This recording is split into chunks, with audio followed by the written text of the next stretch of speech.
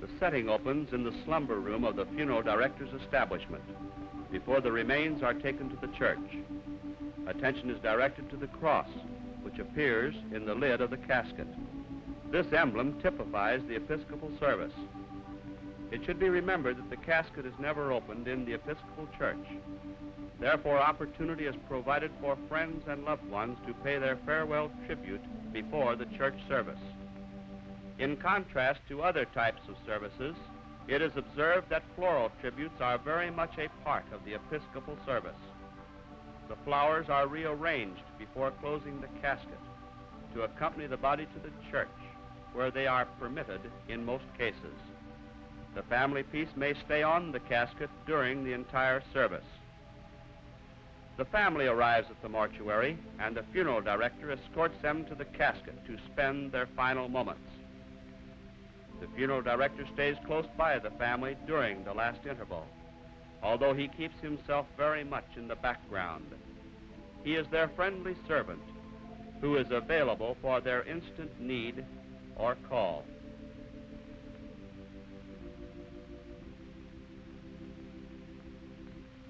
After their final moments together, the family steps back for the director to close the casket. The director beckons to his assistant to come forward and to arrange the floral display to enable the director to close and seal the casket, which he does with painstaking care and in the presence of the entire family group.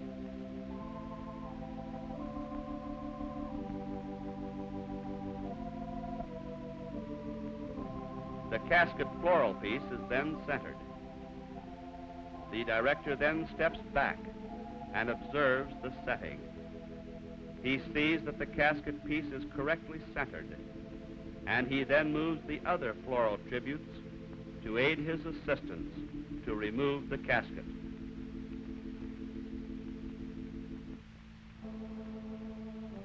He motions for another assistant to come forward to help with the removal.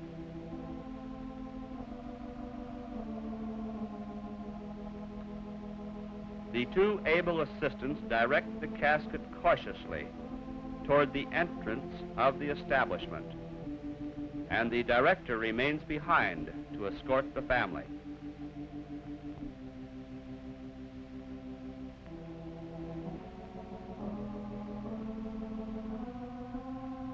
Observe the quiet and dignified manner in which he handles himself, his assistants, and the family.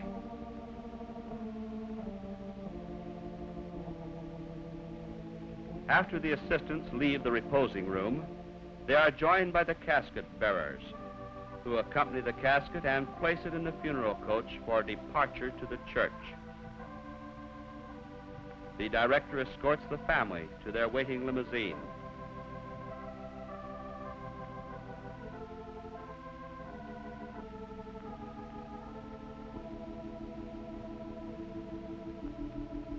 After they are seated, he then confers with the chauffeur of the funeral coach, takes the lead car, and the procession starts for the Episcopal Church.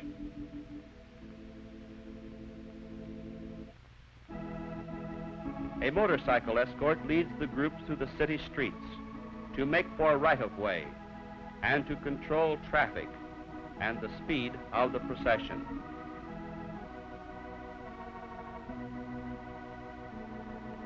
The cortege approaches the church with diminished speed. Each car is stopped at the desired location to provide direct and proper entry for the casket and the family to the church. After the procession has been brought to a stop with each car well located, the director alights and walks toward the family limousine. The funeral coach chauffeur prepares the side-loading coach for perfect horizontal removal of the casket by using the automatic leveling device. He simply moves the direction control lever, pushes the switch, and the mechanism is in operation. Because of the street slope, the left side of the coach is elevated to assure a level casket table. Release of the switch locks the device in position. The director arrives at the family limousine by the time the funeral coach has been properly leveled. He helps each member of the family to alight.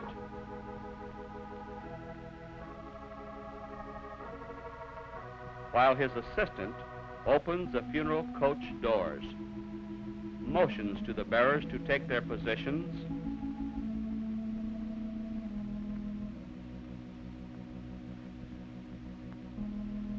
and with the touch of a finger, the automatic table is put into operation and the casket brought between the waiting bearers.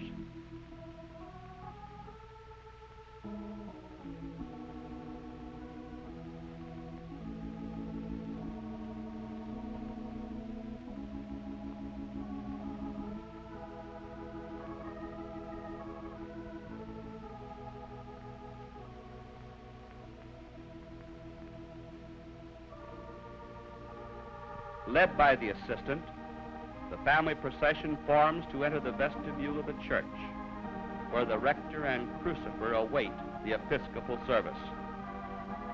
It is well to point out that promptness is essential on the funeral director's part in all church services. When schedules are maintained, the rector is not kept waiting in the vestibule of the church for an indefinite period. After the procession reaches the vestibule, the crucifer and the rector take the lead as it proceeds down the center church aisle, the rector giving the renowned Episcopal passage from the Book of Common Prayer, I am the resurrection. After the casket has been placed, the bearers are seated on the left and the family seated on the right.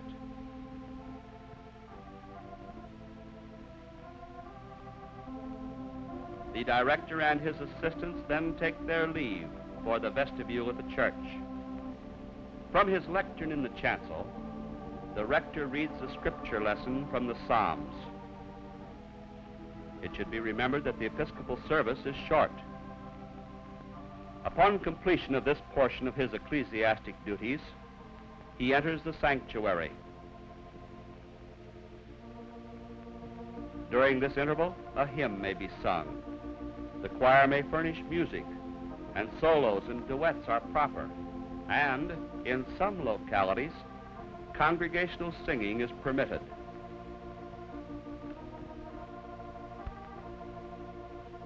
As the rector reaches the altar in the sanctuary, he gives the creed.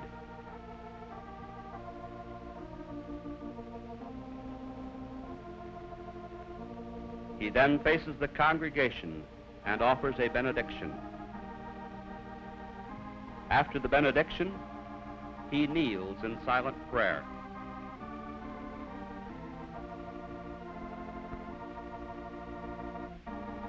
The rector leaves the sanctuary with the crucifer in the lead. And as he departs, the organist begins playing the postlude. This is the director's clue that the service is about to be completed.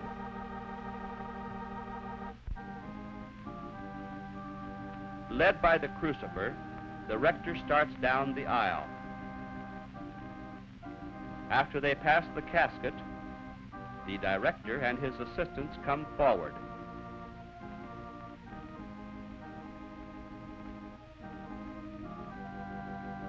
The casket is then turned in the form of a cross and prepared to leave the church, the foot first, as it entered.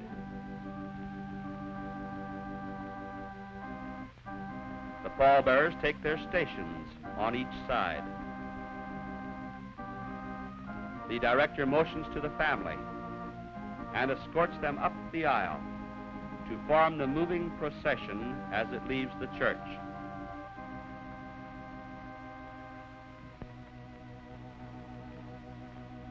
The crucifer, the rector, the casket bearers, and assistant directors precede the director, who leads the family in the order of the procession.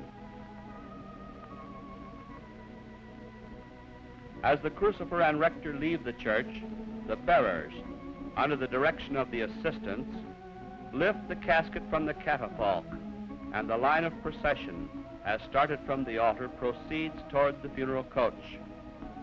Although the director is in full charge of the service, he gives his undivided attention to the family, while his capable assistant handles the casket and the pallbearers. Upon arrival at the casket coach, the crucifer steps to the right, the rector to the left, while the bearers place the casket on the awaiting table. They resume a double file position. The assistant locks the casket to the table by placing the beer pin in position. Then, by simply pressing a button, the automatic table delivers the casket to the center of the coach, where the table locks itself securely for traveling.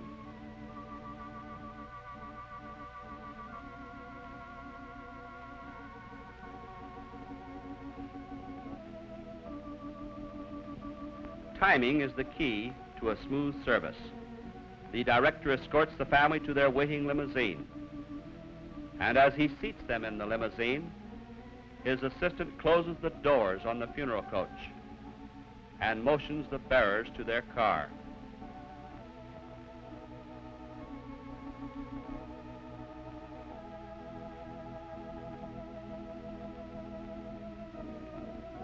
The crucifer returns to the church. The director comes forward after all the cars are occupied, joins the rector, and walks with him to the lead car. He opens the door and seats the rector. This procedure is in keeping with the ritual of the church, which stipulates that the rector must always precede the casket. The director converses with the motorcycle escort, informing him that they are ready to depart. After the director joins the rector, the procession starts in unison for the cemetery.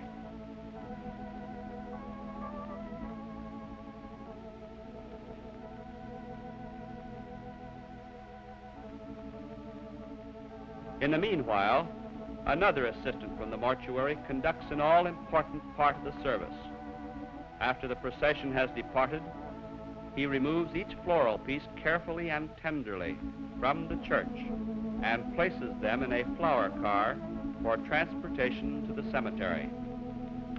The attendant treats each floral display carefully in transit because each display represents an expression of sympathy. He leaves the church and drives to the cemetery by a different route. In this manner, he is able to reach the point of interment before the cortege arrives to reestablish the complete floral display, which is an important part of the final memory picture. Each floral piece is handled just as carefully at the graveside as it was at the church.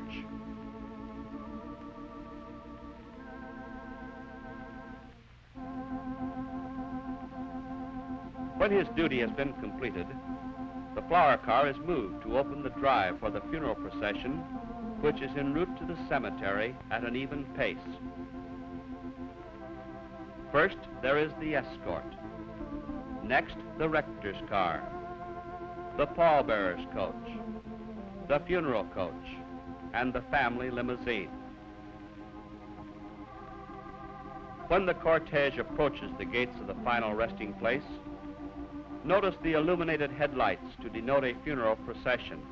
Also, the motorcycle escort stops at the entrance to divert traffic. As the coaches pass, he removes his hat and gives the customary salute of respect. The cortege moves into the cemetery in close order formation at a much slower pace than on the city streets. As the family approaches this beautiful garden plot, they appreciate their selection of this type of final resting place for their loved one.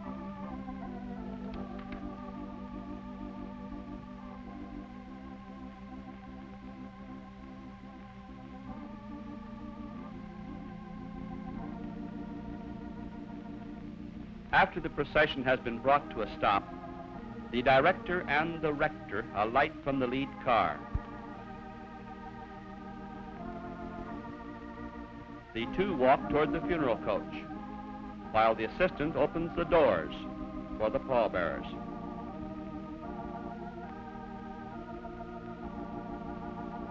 The bearers, under his direction, take their places at the side of the funeral coach, facing each other in single files as before, while the assistant brings the table to its unloading position. The director helps the family to alight from their limousine as the bearers receive the casket from the coach. Notice the short distance between the funeral coach and the family car, which is possible only when side-loading funeral coaches are used. It is well to observe that as the casket is placed on the lowering device, the rector has assumed his position at the head of the grave, and the pallbearers have taken their station in double file at his left before the family is brought to the graveside.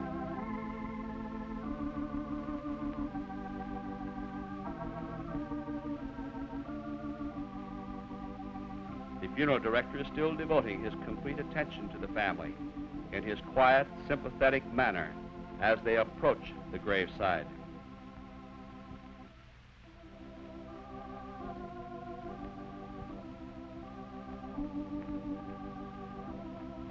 After they are seated, the director steps to one side, and the rector starts the usual committal for his particular service.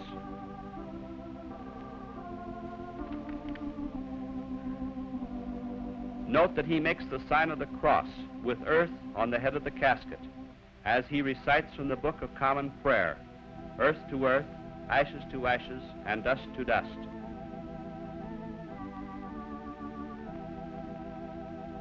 Immediately thereafter, he pronounces the benediction, pays his respects to the family members,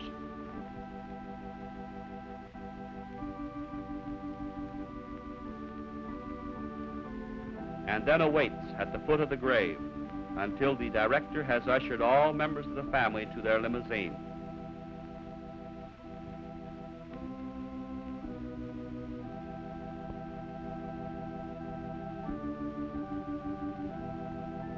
The assistant director motions for the bearers to take their leave, and after they have done so, he joins the rector, and they walk to the rector's car together.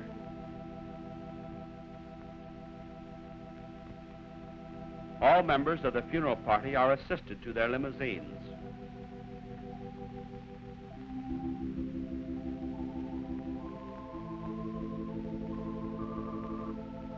After the director seats the family in their car, he pauses for a final word with them. He assures them that he will remain for the final closing of the grave. He bids them farewell, and he then returns and makes certain that the remaining details of interment are completed.